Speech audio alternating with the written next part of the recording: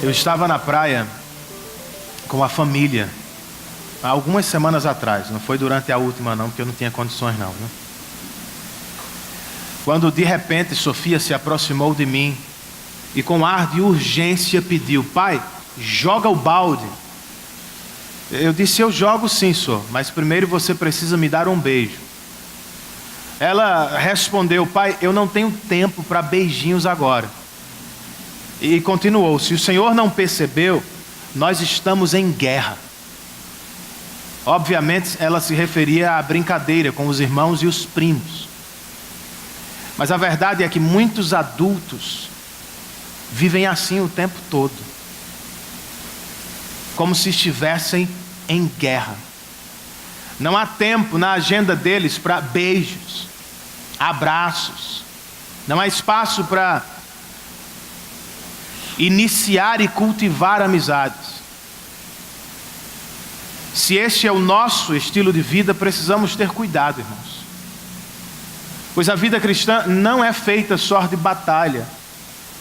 Não é feita somente de lutas.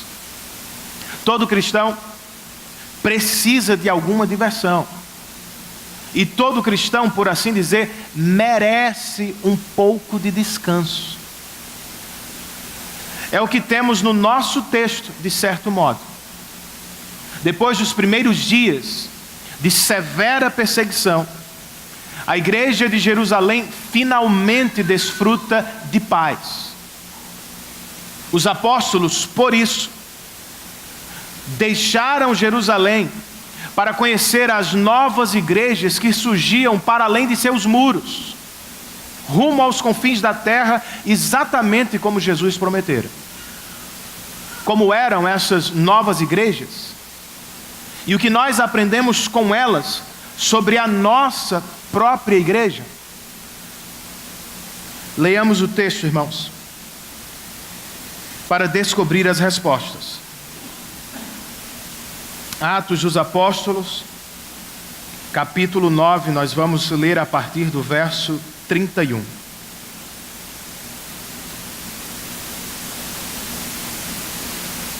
O texto inspirado nos diz: a igreja passava por um período de paz em toda a Judeia, Galileia e Samaria.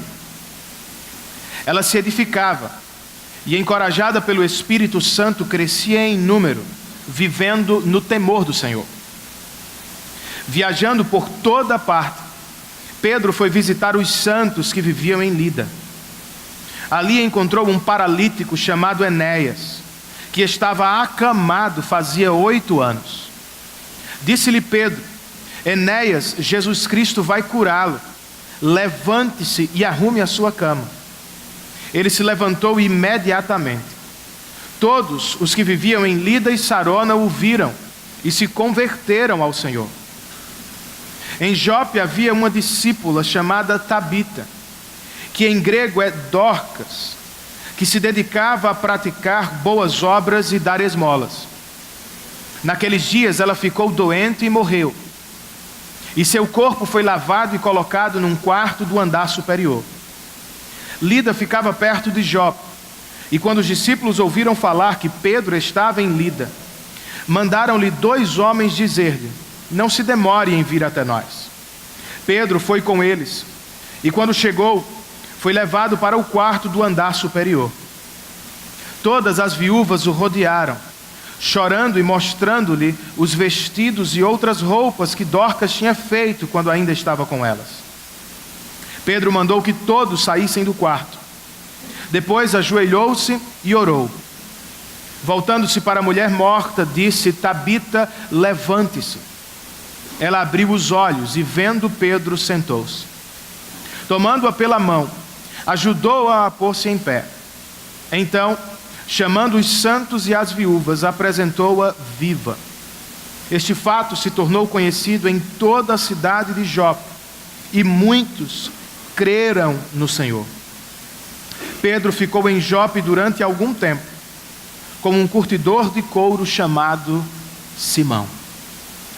Vamos ao Senhor em outra oração, irmãos. Pai, muito obrigado por este tempo e por este culto que a Ti prestamos, por causa e por meio de Cristo Jesus. Ajuda-nos agora, ó Deus, quando vamos ouvir a Tua palavra. Concede-nos a bem-aventurança inicial do Salmo 119, pois o salmista registrou muito tempo atrás: felizes são aqueles que escutam a Tua voz. Felizes são aqueles que guardam os Teus estatutos. Bem-aventurados são aqueles que amam obedecê-los. Ó Deus, concede-nos vontade, poder para ouvir e atender a Tua voz. E dá que ao final deste culto, saiamos daqui ao menos desejando ser a igreja que nos é apresentada nesta página das Escrituras. Move-nos, ó Deus, no cumprimento da Tua palavra. É o que nós te pedimos, em nome de Jesus e para a glória dele. Amém. Estou precisando beber água, irmãos, mais do que o normal.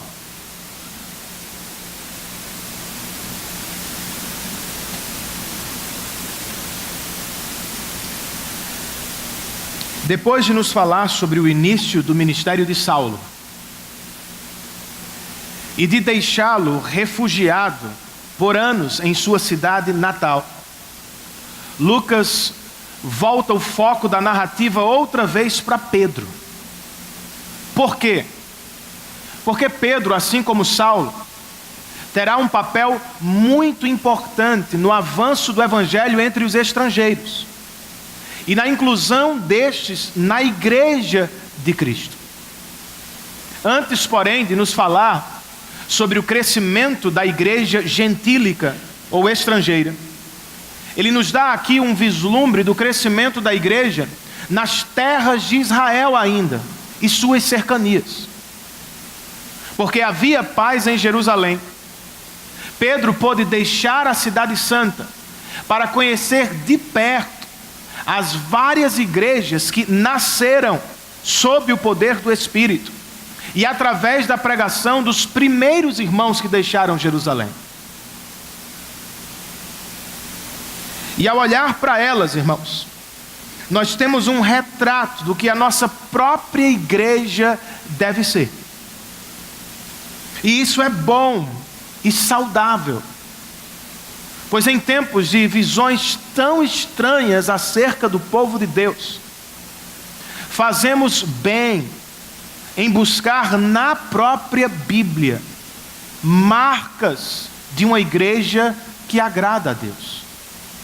Quais são elas, à luz desta passagem das Escrituras? É óbvio que esta passagem não cobre todas as marcas de uma igreja que agrada a Deus. Menciona apenas algumas. Ainda assim, elas são importantes e instrutivas. Por exemplo, de acordo com o que Lucas ouviu, talvez do próprio Pedro, esta nova igreja que surgia para além dos muros de Jerusalém era uma igreja intrusiva, no melhor sentido do termo. É o que vemos já de cara no texto, no verso de número 32. Quando o autor sagrado registra, viajando por toda parte, Pedro foi visitar os santos que viviam em Lida. O que ele fez ao chegar entre os santos de Lida?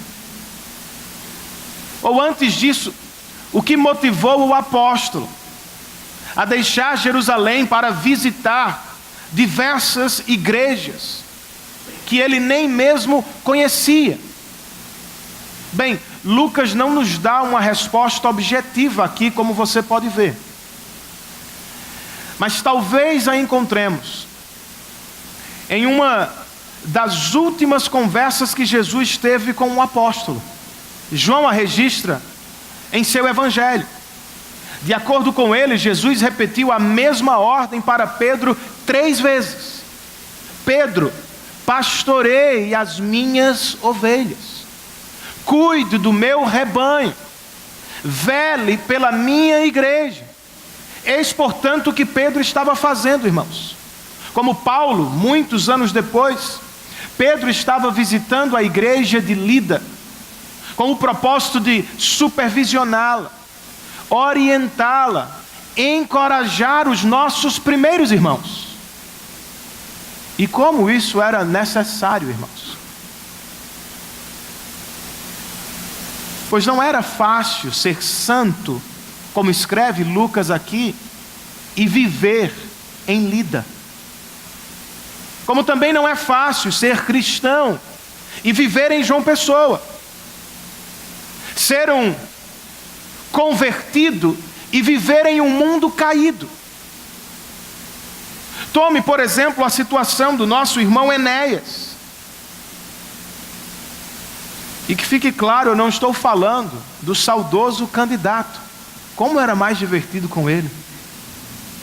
Trata-se possivelmente de um membro da igreja de Lida. De acordo com o verso 33, ele era paralítico e estava acamado fazia 8 anos, irmãos. Querendo, portanto, ajudar aquele nosso irmão e por tabela pastorear, encorajar a igreja de Lida, o apóstolo lhe diz no verso 34, Enéas, Jesus Cristo vai curá-lo, levante-se e arrume a sua cama. Nós estamos diante de um verdadeiro milagre, irmãos. Pois como nota certo comentarista, alguns pais dizem a mesma coisa aos filhos há anos. E eles ainda não aprenderam a lição de fazer a cama no início do dia. Deixando a brincadeira e o propósito deste milagre para depois, eu queria notar com vocês o resultado dele. Inicialmente, Lucas nos diz, ao final do verso 34, que Enéas se levantou imediatamente. E em seguida, ele nos diz, todos os que viviam em Lida e Sarona o viram e se converteram ao Senhor.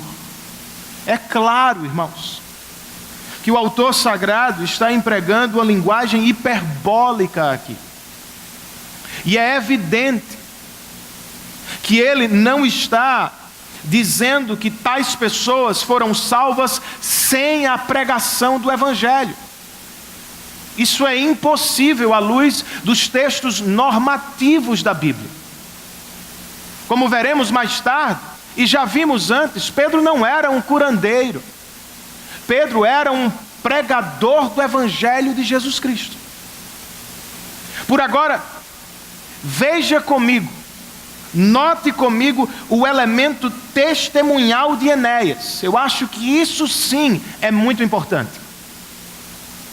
De acordo com o que nós acabamos de ler, todos os moradores de Lida e Sarona viram Enéas e se converteram. Percebam isso, Lucas não nos disse todos os que ouviram Enéas. Não, todos os que viram Enéas. O que é isso, Renan? Mesmo sem falar uma palavra sequer, irmãos. O testemunho deste nosso irmão estava falando em alto e bom som. Simples. Ele era paralítico até outro dia. E agora estava andando no meio das pessoas. Todas as pessoas que olhavam para ele tocavam no milagre poderoso. Estavam diante de uma verdadeira e poderosa transformação de vida.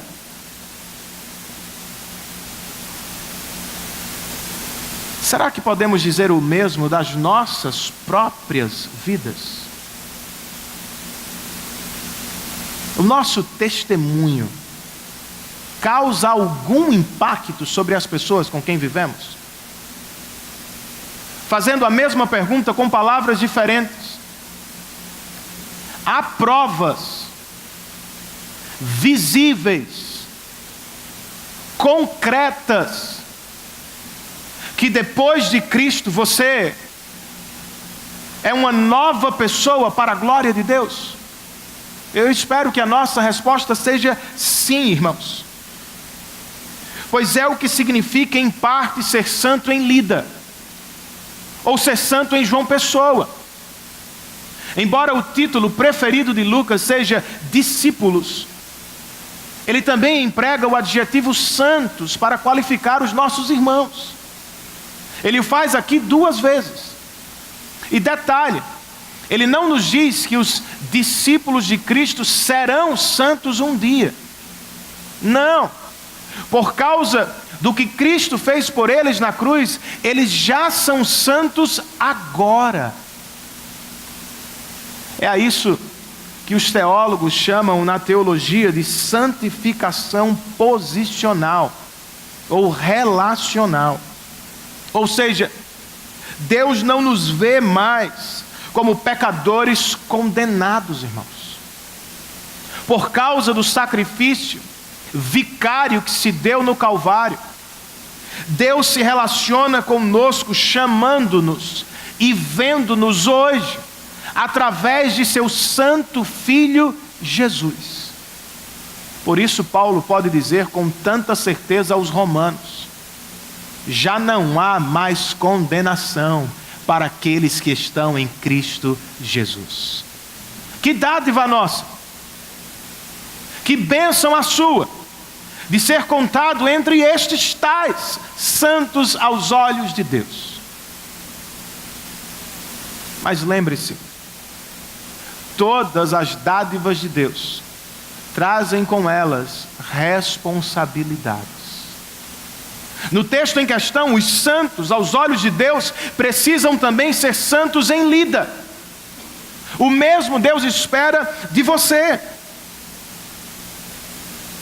Não somos apenas cidadãos do mundo, irmãos.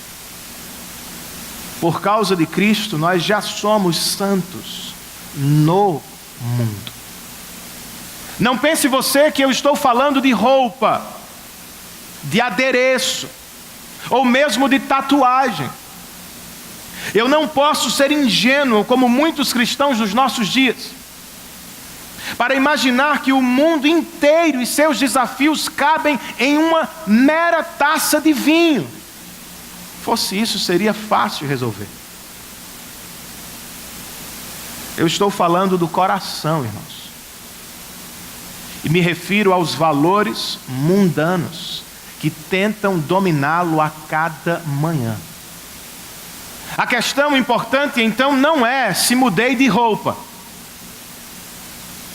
A questão realmente importante é: sou eu uma nova pessoa? Tenho novos ideais, novas ambições, novos compromissos neste mundo por causa de Cristo? Se aproximando de você, quando as pessoas olham para a sua vida, elas percebem um novo homem, uma nova mulher? Elas encontram alguém mais humilde, mais generoso, menos arrogante, soberbo, menos avarento? Quando os seus amigos e familiares olham para você, quer gostem disso ou não, será que eles podem atestar, comprovar a mudança de vida que se deu no seu coração? De novo, eu espero que a nossa resposta seja sim, irmãos. Mas outra vez eu digo, não sejamos ingênuos. Não é nada fácil ser santo no mundo. Por uma simples razão, ainda somos habitados por uma natureza caída. Embora santos aos olhos de Deus para sempre por causa de Cristo, do lado de cá, seremos até o fim santos no mundo. O que significa que teremos de enfrentar as tentações do pecado, os efeitos do pecado. Seremos até o último respirar santos em santificação. Por isso, como escreve Paul Tripp, em vocação perigosa. Por isso nós precisamos de uma igreja intencionalmente intrusiva. Precisamos de uma igreja capaz, continua o mesmo autor, de interromper nossas conversações privadas, a fim de nos dizer coisas que não diríamos a nós mesmos. É o que acontece a cada domingo em uma igreja bíblica. O pregador fiel visita os nossos corações, se intromete nas nossas vidas, chamando-nos a uma vida santa diante de Deus e diante dos homens.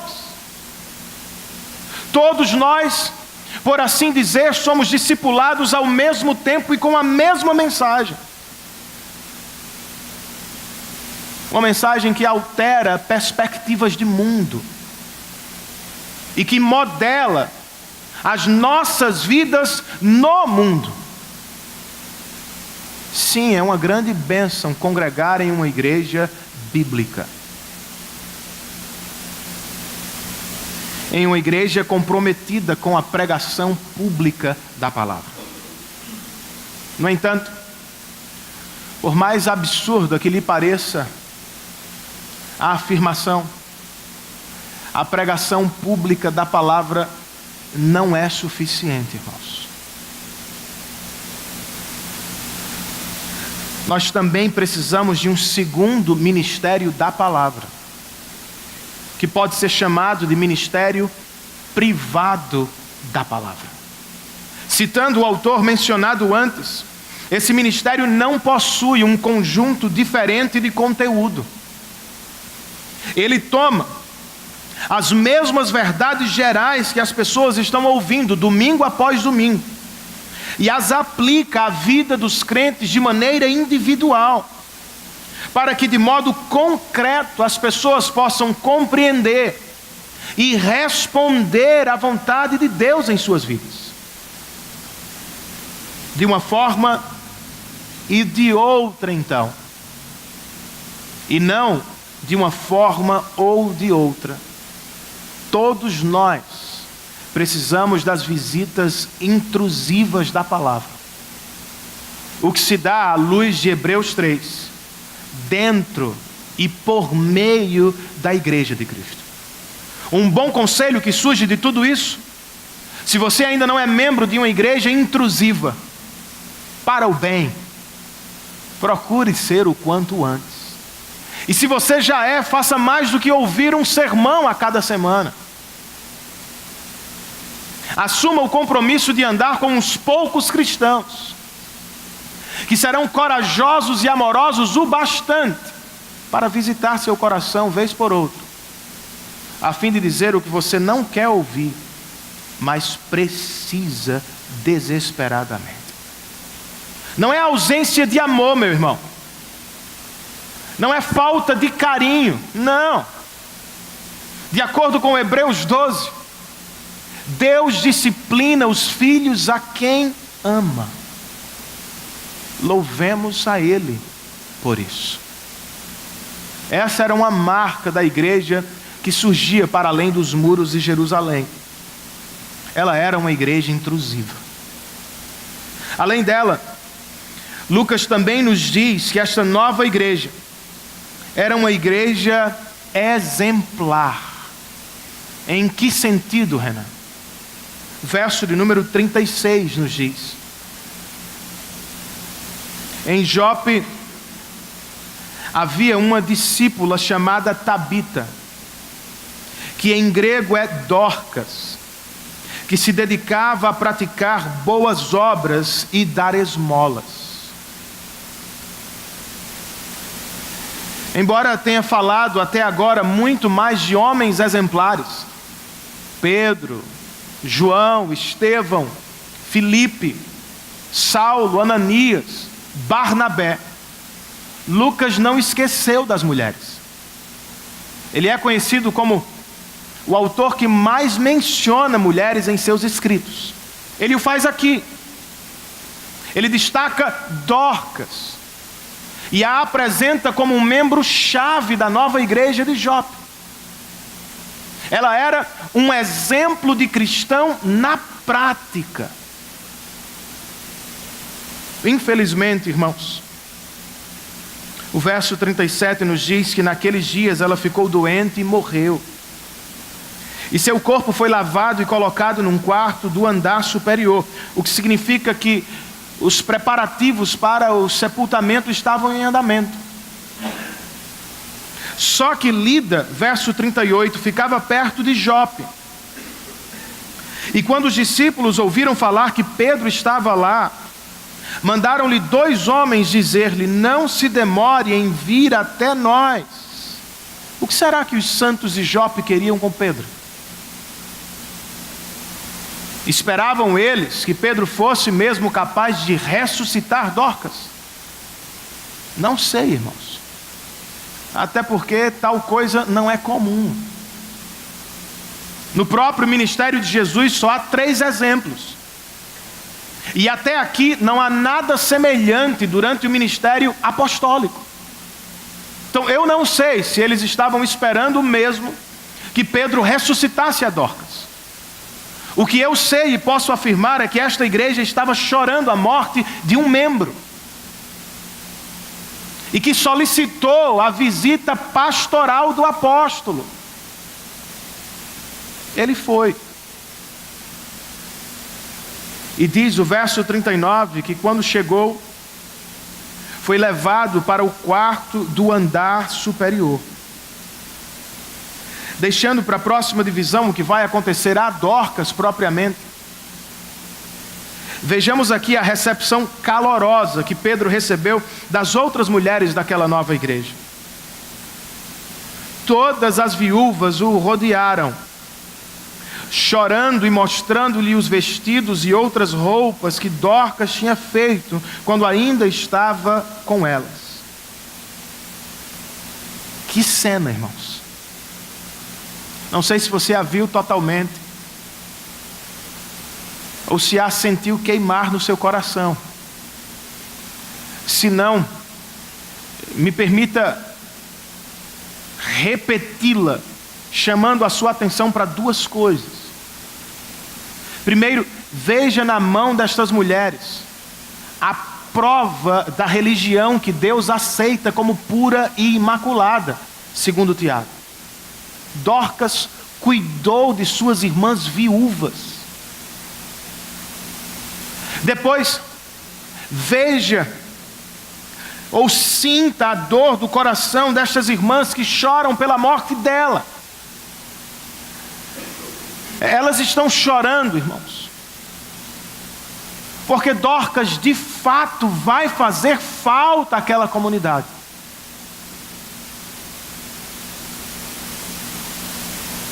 Você faria a nossa comunidade? Será que nós faríamos falta a este povo? Se nos mudássemos de cidade, será que o povo de Deus que se reúne aqui sentiria a nossa falta? Se o Senhor nos levasse à glória, chorariam por nós?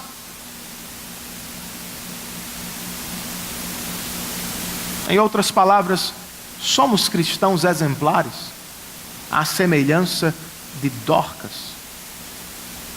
E a nossa igreja, ela é piedosa na prática mesmo.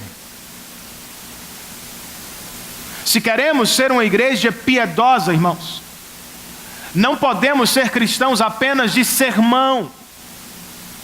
Precisamos ser crentes de ação também. Se queremos agradar a Deus enquanto comunidade de fé, não podemos ser bons só de teologia ou mente. Precisamos ter as mãos cheias de boas obras para a glória de Deus e para o bem real das pessoas com quem vivemos. Essa era a realidade da igreja de Jope. As mulheres estão segurando nas mãos as boas obras da irmã falecida. Dorcas as visitou em tempos de dificuldade. Dorcas doou de seus recursos e habilidades para cuidar delas no inverno. Este é o seu cristianismo, meu irmão? Temos feito algo semelhante pelos irmãos da nossa igreja que sofrem ou padecem? Há alguém entre nós que poderia apresentar provas concretas da sua piedade cristã? Semanas atrás, eu lhes sugeri uma tarefa de casa. Vou sugerir outra. Eu disse na ocasião: procurem pelos novos convertidos entre nós, pelas famílias que estão se aproximando da nossa igreja. Vão ao encontro delas, sirvam estes irmãos.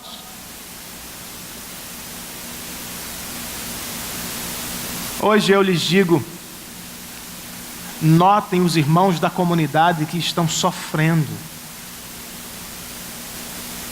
Venha ao culto de oração ouvir sobre seus problemas.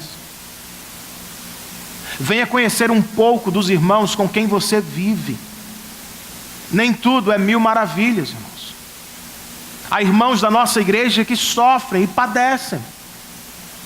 E talvez você tenha algo para repartir. O que você tem? Você tem tempo durante a semana para estar com alguém doente no hospital? Nós precisamos. Você tem conhecimento de uma oportunidade de emprego? Há inúmeros irmãos esperando uma. Você tem recurso para além do que precisa para a manutenção da sua casa? Há famílias da igreja que precisam de alimento. Você tem uma palavra de ânimo para encorajar seu irmão? Você pode fazer uma visita a alguém a fim de orar e pedir a Deus por ele, por ela? Sejamos, IPBE, uma igreja piedosa na prática. E não esperemos uns pelos outros ou por uma ordem ou sugestão. Tomemos a iniciativa de conhecer os nossos irmãos e de socorrê-los em suas necessidades. Parte da piedade desta igreja que estamos considerando é vista nas mãos das mulheres de Jope, ou nas obras que Dorcas realizou. A outra parte é vista nos olhos dos nossos irmãos, ou no amor que tinham por Dorcas. Usando-os como exemplo, eu lhes pergunto: nós choramos por aqueles irmãos que se vão? Somos realmente agradecidos a Deus por irmãos que passaram por nossa vida e contribuíram de maneira significativa? A vida é corrida e atarefada, eu sei.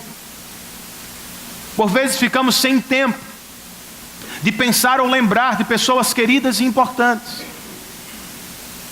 Mas eu acho mesmo que nós assumimos uma visão mundana utilitarista e nos preocupamos mais com aquelas pessoas que estão no nosso presente e que podem nos dar alguma coisa agora. Não sejamos assim, cristãos. Cultive no seu coração a gratidão por aquelas pessoas que visitaram você em tempos de dificuldade. Cultive gratidão por aquele irmão que lhe ensinou os primeiros passos da fé. Não esqueça daquele irmão que o socorreu em tempos de aflição. E se alguém lhe vem à mente agora, aproveite para registrar no seu boletim, envie-lhe uma mensagem amanhã. Expresse a sua gratidão, diga-lhe o quanto você é agradecido a Deus por ele, por ela. Sejamos gratos pelos irmãos que Deus usou para nos trazer até aqui.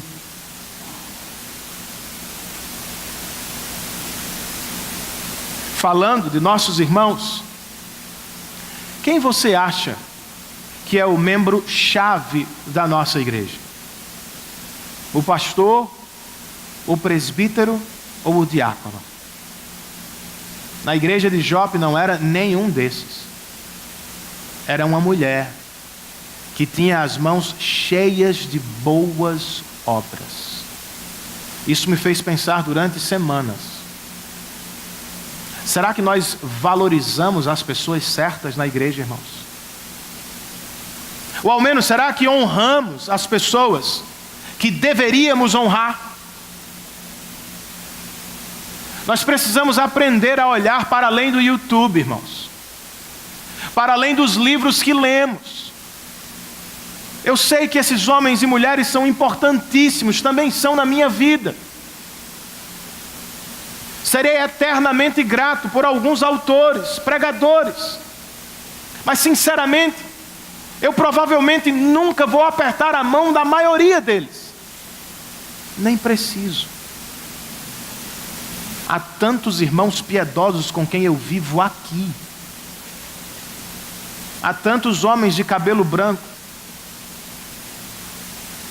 sábios, cheios de piedade, que me ajudaram ao longo do caminho. Aprenda a ver os homens e mulheres piedosos com quem você vive. E trate de honrá-los agora, enquanto eles estão por perto.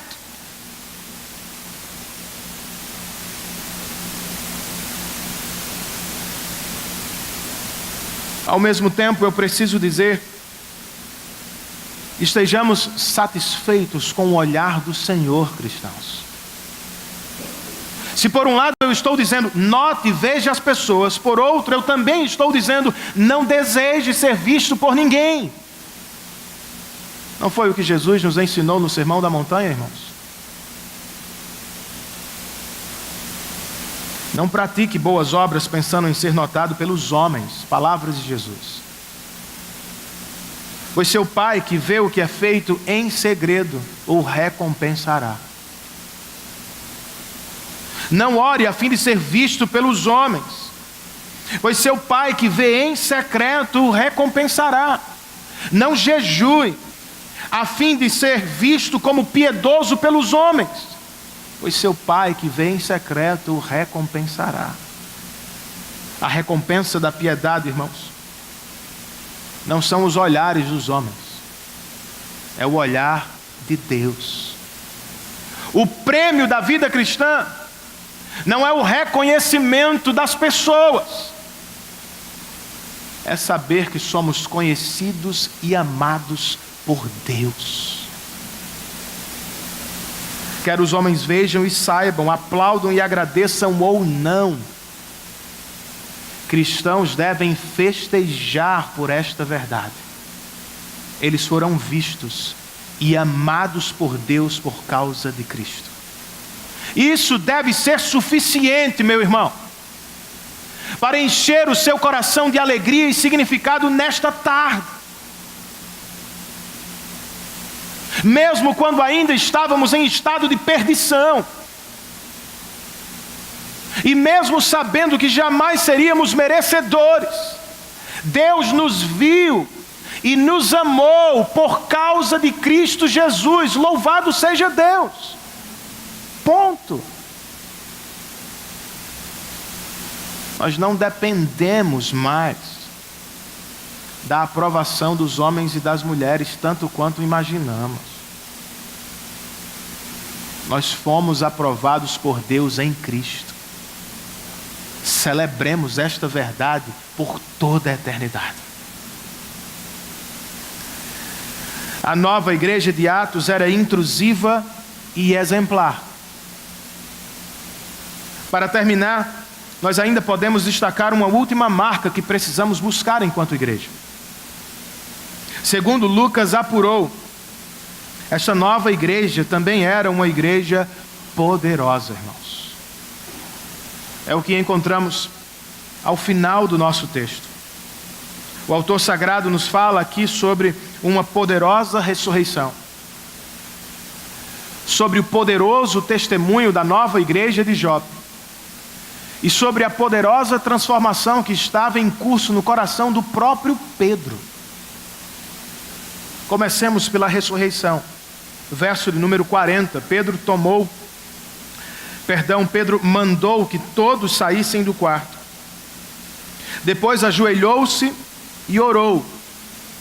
Voltando-se para a mulher morta, disse: Tabita, levante-se. Ela abriu os olhos e, vendo Pedro, sentou-se. Antes de prosseguir para considerar o efeito desta poderosa ressurreição, me permita perguntar: vocês ouviram algo que lhes soou familiar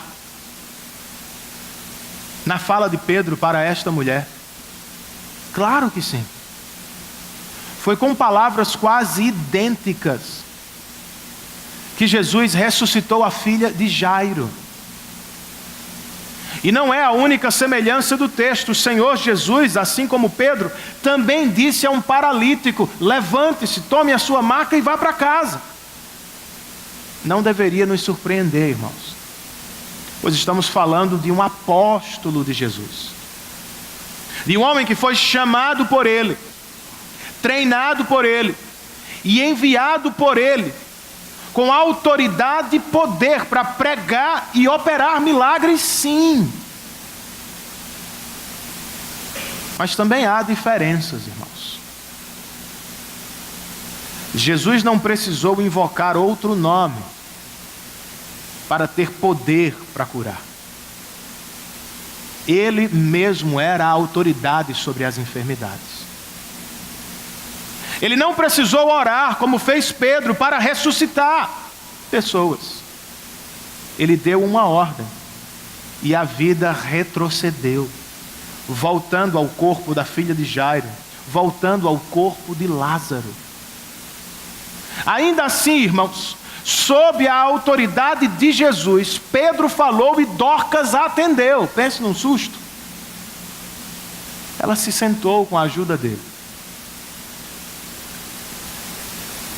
E então ele nos fala sobre efeitos desta ressurreição. Primeiro, do lado de dentro da igreja, é certo que os santos e as viúvas devem ter ficado muito felizes. Do lado de fora, verso 42, este fato se tornou conhecido em toda a cidade de Jope, e outra vez, muitos creram no Senhor. De novo eu digo, Lucas não poderia estar contradizendo os textos normativos da Bíblia, irmãos. Ele não está dizendo que as pessoas foram salvas sem a pregação, por meio do milagre. Trata-se de um texto narrativo. O que ele provavelmente está dizendo é que muitas pessoas foram atraídas à pregação por causa do milagre.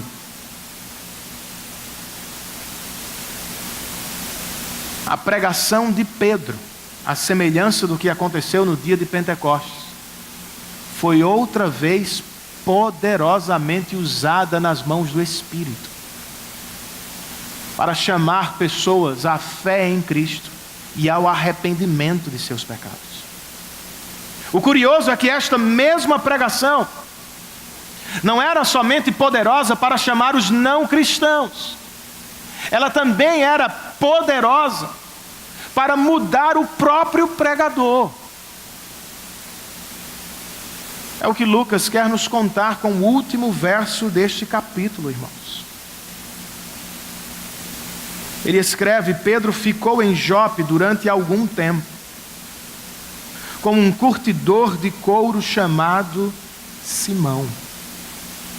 O apóstolo poderia ter ficado em qualquer outra casa, mas como nota um comentarista, ele resolveu se hospedar na casa de um homem que, por causa de sua profissão, era excluído da adoração dos judeus. Ele era impuro, matava todo tipo de animal e em casa. Mas aqui está Pedro, o homem que no próximo capítulo vai lutar pela inclusão de um estrangeiro na igreja de Jerusalém, já vivendo temporariamente com um homem que era desprezado pelos judeus.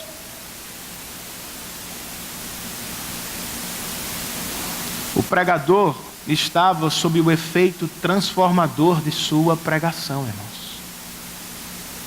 Pedro estava mudando.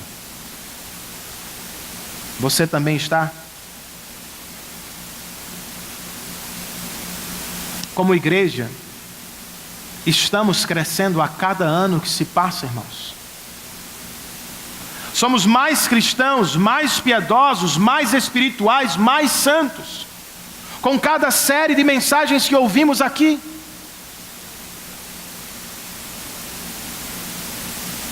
Será que nossa igreja é poderosa, como a igreja poderosa de Atos dos Apóstolos? De que poder eu estou falando? Ou em quais aspectos deveríamos ser uma igreja poderosa aqui mesmo em João Pessoa? Eu penso que devemos ser uma igreja poderosa na oração, irmãos. Não é o que encontramos vez após vez no relato de Lucas. Não é o que acabamos de ler sobre a prática de Pedro. Nós também precisamos orar, irmãos. Também devemos orar crendo no poder de Deus para curar. Foi o que você ouviu mesmo. Sim, nós somos cessacionistas. O que significa dizer que não cremos na existência de apóstolos hoje. Não cremos que haja pessoas com o poder de curar, como, quando e a quem querem, como os apóstolos do Novo Testamento. Eles foram únicos na história, à semelhança dos profetas.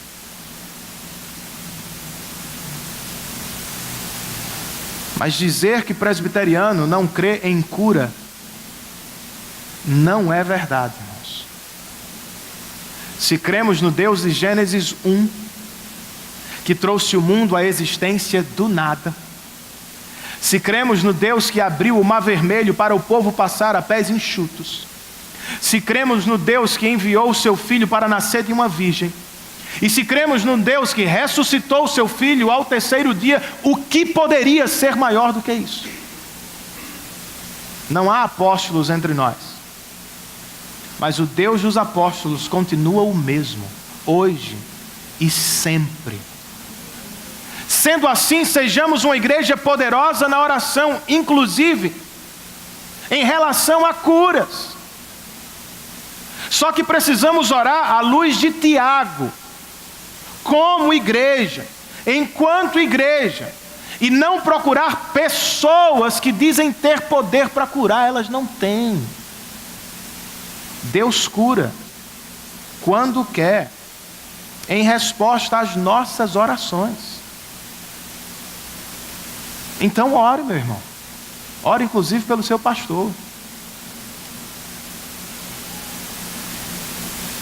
Eu também quero ser com vocês, irmãos, uma igreja poderosa na pregação, pois foi ela, e não os milagres,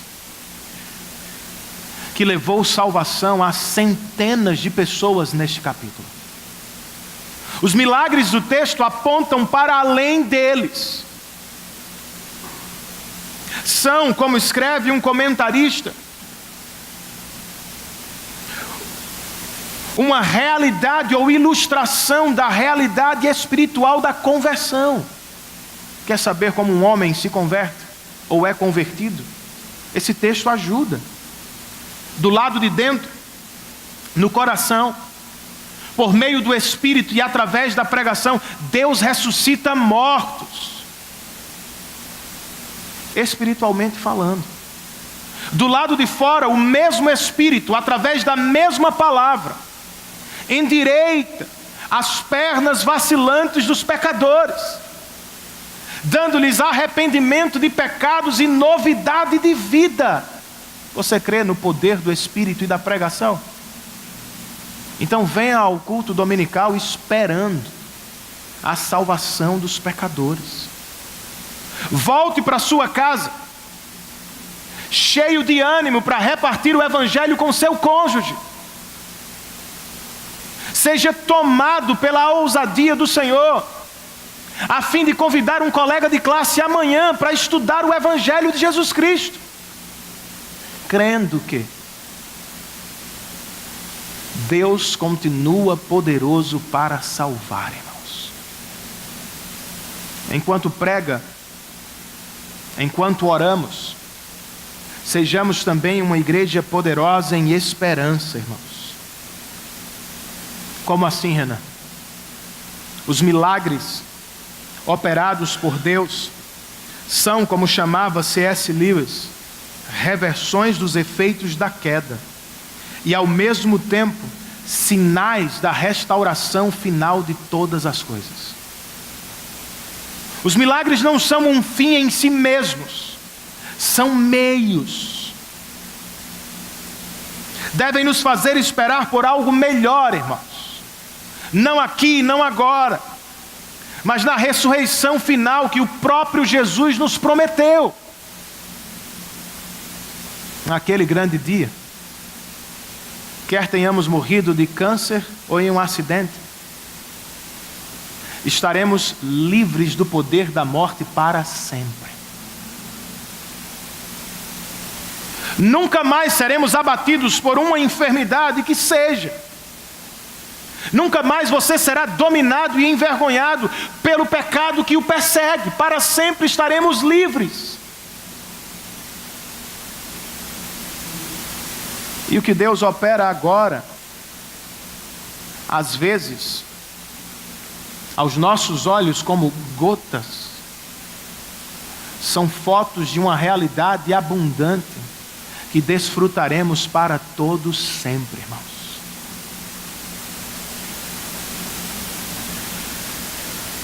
Que esta verdade escatológica